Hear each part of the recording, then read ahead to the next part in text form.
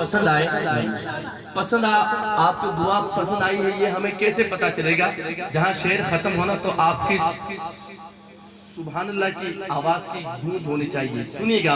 मेरी क़यामत जो नस्ले हो या रब, मेरी क़यामत जो नस्ले हो या रब, मेरी क़यामत जो नस्ले हो या रब, वो सब आशिके मुस्तफा मेरे मौला। दोनों हाथ उठा के कहना आमीन।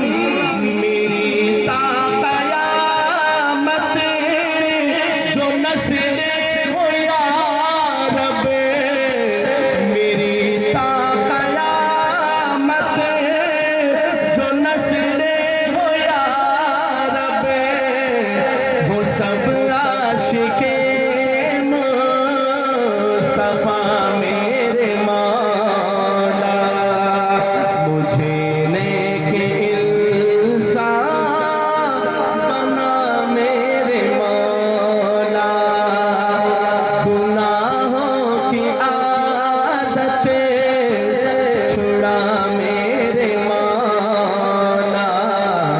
मुझे नेके इंसान बना मेरे मौला। तुझे तो खबर है इंसान दुनिया से दुनिया की नजरों से छुप सकता है, अल्लाह से छुप नहीं सकता। लिखते हैं शायद, तुझे तो पता है मैं कितनी